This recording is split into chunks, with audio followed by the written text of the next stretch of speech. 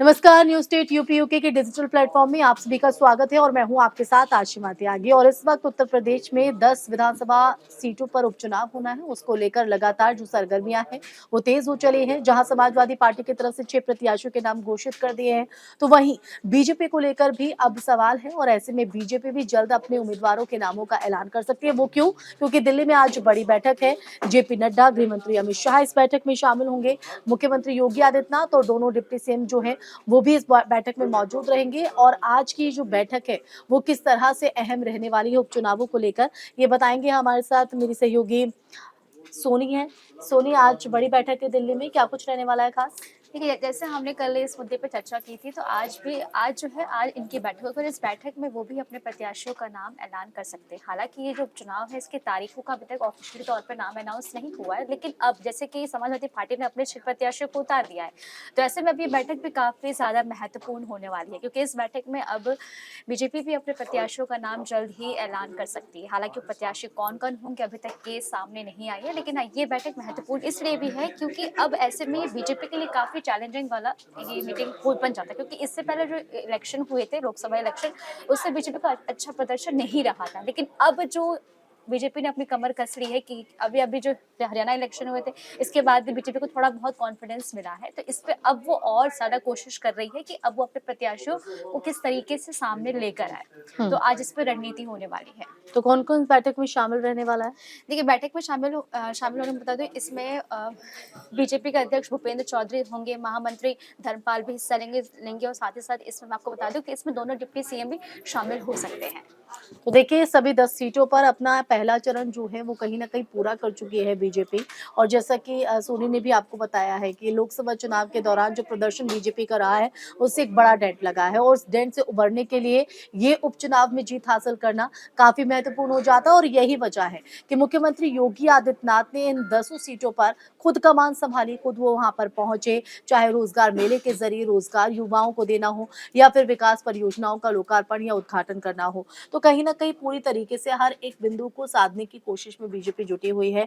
और अब ये माना जा रहा है कि आज की इस बड़ी बैठक में कहीं ना कहीं जो तस्वीर है उपचुनावों की इन 10 सीटों पर प्रत्याशियों को लेकर बीजेपी की तरफ से भी साफ होती हुई नजर आएगी। लेकिन अगर हम बात करें तो ये भी कहा जा रहा है कि हर एक सीट पर 3 से 4 नामों का पैनल जो है वो बीजेपी की तरफ से तैयार किया गया है। तो चुनौती इन नामों को लेकर, उन पर अंतिम मुहर को लेकर एक बड़ी चुनौती और चैलेंजिंग होगी। जी बिल्कुल, सोनी। क्योंकि देखिए, जैसे अभी हमने कहा कि जो सपा है उनने अपने 6 प्रत्याशियों के नाम अनाउंस कर दिए हैं, तो ऐसे में ये काफ़ी ज़्यादा चैलेंजिंग भी है। जैसे सबसे खास बताऊँ तो जो समाजवादी पार्टी की जो 6 सीटें हैं, इनमें बताऊँ मैं आपको कि इसमें जो मिर्ज़ापुर की और क्या साथ ही इसमें समाजवादी पार्टी की बात फूल कर रही हैं? जी हाँ, हुँ। इसमें जो फूलपुर से जिन्होंने जो इस्तीफ़ा दे दिया, सिद्दीकी का टिकट दिया गया, उसमें मिर्ज़ापुर के मझवा डॉक्टर ज्योति बिंद है जिनका नाम अनाउंस किया गया था सपा ने, तो इसमें कहीं न कहीं मुस्लिम चेहरों को भी जगह दी गई है। हुँ। तो इस लिहाज से देखा जाए कि ये काफ़ी महत्वपूर्ण बन जाता है। तो देखिए, क्योंकि देखिए इसलिए हम बात कर रहे हैं चुनौतीपूर्ण स्थिति बीजेपी के लिए होगी, क्योंकि इनमें से अगर हम बात करें तो 5 सीटें जो है, अगर पिछले उसमें बात करें तो उन 5 सीटों के में खाते में समाजवादी पार्टी के हैं, 3 सीटें बीजेपी के और 1-1 निषाद और आरएलडी। मैं जी, गलत तो नहीं हूँ? नहीं। तो शायद अब ये इस पर जीत कहीं न कहीं बीजेपी का ये एक मुख्य उद्देश्य है कि 10 में से 8 सीटें तो कहीं न कहीं उनके खाते में ज़रूर आए। लेकिन अगर 7 सीटों की बात करें तो वहाँ पर राह आसान है सोनी, लेकिन 3 सीटें अगर हम बात करें जिसमें करहल है और कुंदरकी है, सीसामऊ है, ये 3 सीटें ऐसी हैं जो कहीं न कहीं बीजेपी के लिए एक चक्रव्यूह साबित हो सकती है। तो इस चक्रव्यूह को तोड़ना एक बड़ी चुनौती होगी। और इन सीटों पर उम्मीदवार कैसे उतरे? देखिए, ये सीट इसलिए भी काफ़ी चुनौतीपूर्ण इसलिए है क्योंकि ये समाजवादी पार्टी की परंपरागत जो सीटें हैं और इसमें मुस्लिम आबादी भी काफ़ी ज़्यादा काफ़ी है। ज़्यादा है। मैं समीकरण को बताऊँगी, लेकिन उससे पहले अगर हम बात करें तो इन 3 सीटों को लेकर बीजेपी की स्थिति किस तरह से आप देख रही हैं? देखिए, अगर मैं आपको बताऊँ कि इन कुंदर की 3 सीट। सीटों को लेके, तो इसमें अगर हम कुंदन की सीट की बात करें तो एक सेकंड, कहाँ गया? देखिए, कुंदर की सीटों की अगर हम बात करें तो सोनी आपको बताएँगी, लेकिन उससे पहले मैं आपको कुछ चीज़ बताऊँ तो 60% मुस्लिम हैं। यानी कि पहले पड़ाव पर जो है मुस्लिम का जो पायदान है वो यहाँ पर आता है, और जो हार-जीत है वो मुस्लिम जो है यहाँ पर तय करते हैं। और यही वजह है कि स्थिति जो है चुनौतीपूर्ण हो सकती है। और इसलिए भी कहीं न कहीं क्योंकि हम देख रहे हैं कि हिंदू-मुस्लिम वाला जो माहौल है वो भी प्रदेश में देखने को मिल रहा है। चाहे उसमें थूक जिहाद वाला मामला हो या यति सच बात सिंहानंद है। ने जिस तरह से ये अ बयान दिया है, उसके बाद जो माहौल देखा जा रहा है, तो उस लिहाज से कहीं न कहीं ये जो 3 सीटें हैं, वो महत्वपूर्ण हो जाती हैं बीजेपी जी, के लिए। देखिए जैसे कि अभी हमने बात आपने बताया था अभी जो मुरादाबाद की जो कुंदरक की सीट है 2022 के विधानसभा चुनाव में समाजवादी पार्टी के जियाउर रहमान विधायक बने थे और हुँ, लोकसभा चुनाव में वो संबल सीट से सांसद चुने गए थे। तो ऐसे में जो ये सीट है इसमें कहीं न कहीं मुस्लिम वोट करीब 65% और हिंदू वोट करीब 35% हो सकती है। तो हुँ। ऐसा इसका अनुमान लगाया जा रहा है। तो यानी कि अगर देखें तो हार-जीत तय जो है वो कहीं न हाँ, कहीं मुस्लिम वोटर्स के वोटर्स के हाथ में है। हाथ और में है।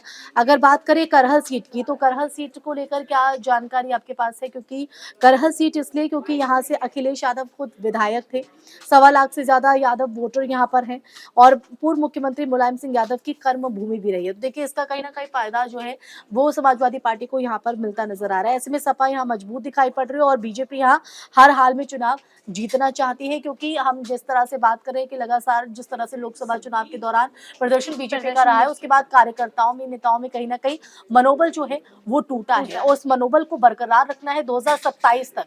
और 27 यही तक। वजह है कि उपचुनाव में जीत हासिल करने के बाद 2027 तक जो है इसका एक मैसेज देने की कोशिश है कि ताकि जो आत्मविश्वास है वो यहाँ पर बढ़ सके। तो अगर हम बात करें यहाँ पर करहल सीट की हमने बात की है, मिल्कीपुर सीट की अगर बात करें तो यहाँ पर 4 बार मुख्यमंत्री योगी आदित्यनाथ दौरा कर चुके हैं और उस सीट की खुद कमान जो है वो मुख्यमंत्री योगी आदित्यनाथ की तरफ से संभाली गई। मिल्कीपुर में मदरसा गैंगरेप कांड और परिवारवाद को लेकर बीजेपी विपक्ष पर लगातार हमलावर है।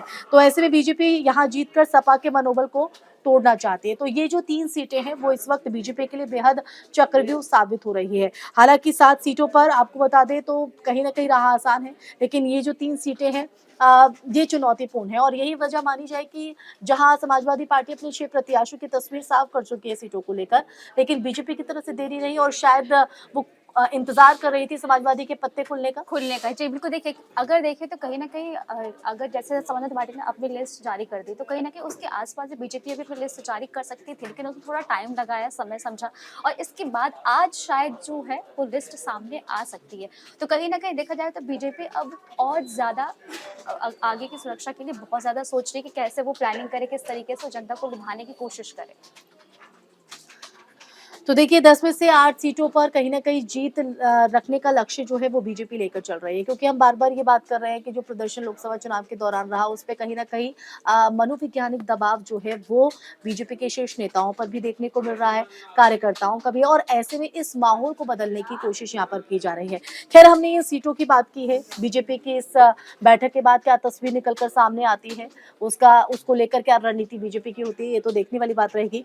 लेकिन अगर हम मुद्दों पर आएँ और जिस तरह से अभी माहौल हम देख रहे हैं, तो आपको क्या दिखाई दे रहा है अब चुनाव को लेकर? बीजेपी के लिए राह कितनी आसान है? समाजवादी पार्टी कितना मुकाबला दे पाएगी? देखिए बीजेपी के लिए राह थोड़ी मुश्किल है क्योंकि अगर हम देखा जाए तो बीजेपी के पास 3 ही सीटें हैं लेकिन इस लिहाज से अगर बोलूँ तो आदित्यनाथ के लिए थोड़ी अग्नि परीक्षा मानी जा रही है तो ऐसे में चैलेंजिंग तो है लेकिन बीजेपी अब पूरा कमर कस चुकी है किस तरीके से उसे इसमें जीत हासिल करनी है। तो देखिए कहीं न कहीं एक-एक समीकरण को हमने समझाने की कोशिश की है, क्योंकि 10 सीटें हैं और 10 सीटों पर जहाँ बीजेपी के लिए प्रतिष्ठा का सवाल है, तो वहीं समाजवादी पार्टी के लिए ये साख का सवाल है, क्योंकि समाजवादी पार्टी ने जिस तरह से लोकसभा चुनाव के दौरान एक बेहतर प्रदर्शन किया है, उस प्रदर्शन को आगे और बरकरार रखने के लिए कहीं न कहीं ये कोशिश समाजवादी पार्टी की भी है कि जो 5 सीटें उनके खाते में हैं, उस सीटों को आगे बढ़ाया जाए।